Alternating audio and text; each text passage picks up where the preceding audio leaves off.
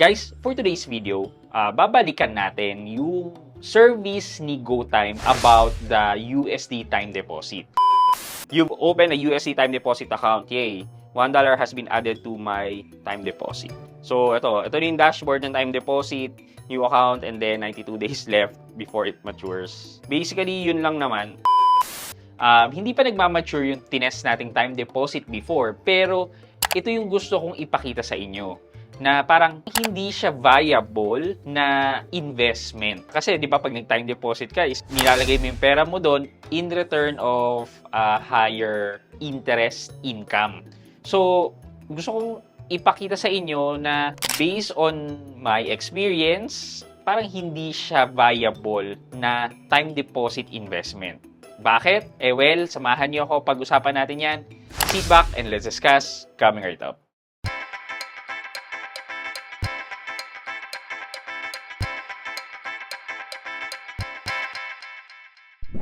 Hi guys, this is Pat and you're in Pat Quintos Review TV. So if you're new here, my channel, I do reviews about personal finance na meron akong experience or meron akong knowledge na ginawa ko na yan ng videos and playlists na makikita nyo dito sa taas.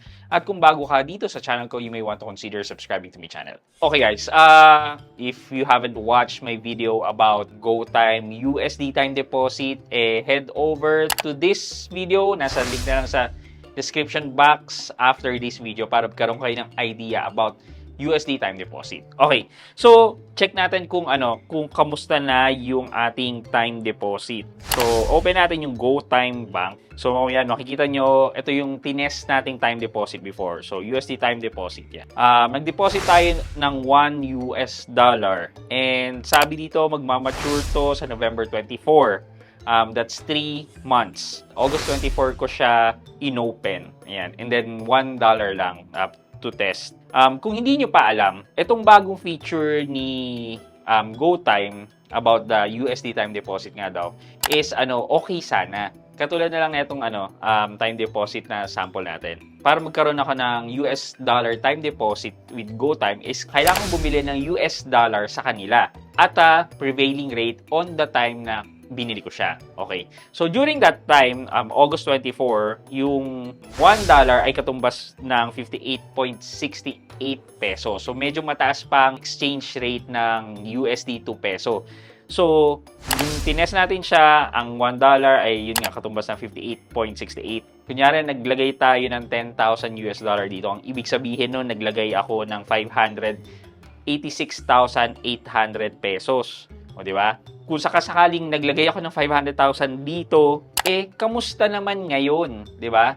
Magkano na lang ang US dollar ngayon? 55 pesos. So, paano pag dumating yung maturity ko at mababa pa rin ang palitan ng US dollar? Okay sana itong USD time deposit ni GoTime if meron kang option to withdraw your US dollar sa US dollar din. Meron ng ATM machines like si Union Bank, meron siyang mga ATM machines na nagdi-dispose ng US dollar So, si GoTime na nag-offer ng USD time deposit, dapat meron din tayong capability to withdraw into US dollar kasi, kunyari, medyo tumaas pa yung value ng piso na ang exchange rate ay naging 54 or 53. O, di ba? Kung i-withdraw mo siya in US dollar, pwede mo siyang i-safe keep at ipapalit pag dumating yung time na medyo tumaas-taas na siya. Di ba? So, katulad ng sa akin ngayon, pag nag-mature yan sa November at hindi tumaas yung exchange rate, lugi na ako. However guys, kahit papano naman, sabi ni GoTime, mag-auto-renew naman itong USD time deposit mo once na nag-mature na siya. And after that, you can withdraw the amount and interest anytime, pero mako-convert na nga lang siya into peso. Yun lang naman, sa tingin ko, hindi ganun ka-flexible enough itong USD time deposit ni GoTime. Also guys, medyo parang rin to parang stocks, parang crypto na medyo volatile din ang paghahanap ng foreign currency. Kasi nagbabago-bago nga yung exchange rate. In my case, yung pera ko naka-US dollar talaga. Yun ang sinesweldo ko from my virtual assistant na job sa YouTube. Hindi ko naman siya kaagad pinapapalit into peso kapag sumakod ako. So, yun yung risk na na tinitake ko ngayon na mababa ang palitan into peso or rather mataas ang value ng peso ngayon. So, medyo ingat din po kayo kung magsisimula kayo mag-time deposit. Sa tingin ko po guys, ito po ngayon yung pinaka maganda, optimal time para mag-time deposit kayo ng US dollar kasi at a 55 level, and then by next year, there's a chance na mag-56 yan. Well, kahit pa paano, kumita ka sa interest and then sa pagtaas ng exchange rate. Pero again guys, sabi ko nga medyo volatile to, kaya medyo ingat-ingat kayo.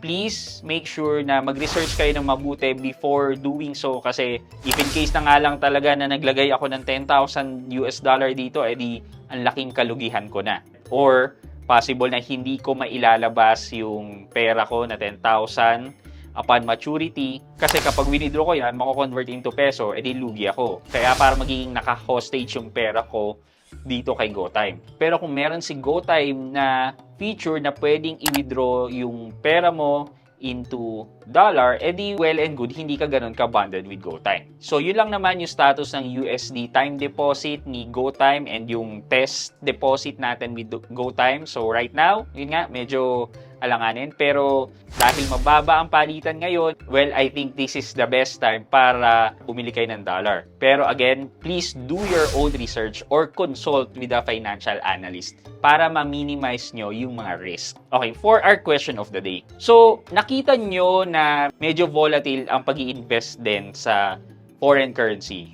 Example na dyan ang US dollar. Sa tingin nyo ba kung may pera kayo right now, mag-i-invest kayo sa US dollar ngayon given na mababa ang US dollar ngayon and there is a possibility or a chance na lumaki talaga yung exchange rate by next year? Let me know sa comment section sa baba at may chance kayo manalo ng 1,000 pesos sa ating weekly GCash giveaway.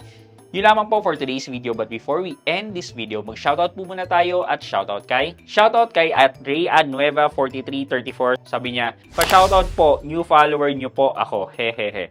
At Rayanueva4334, shoutout po sa inyo at maraming salamat sa panonood at pagsuporta ng aking mga videos.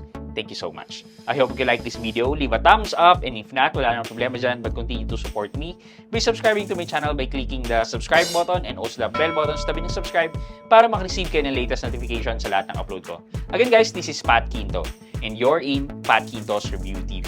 Bye-bye!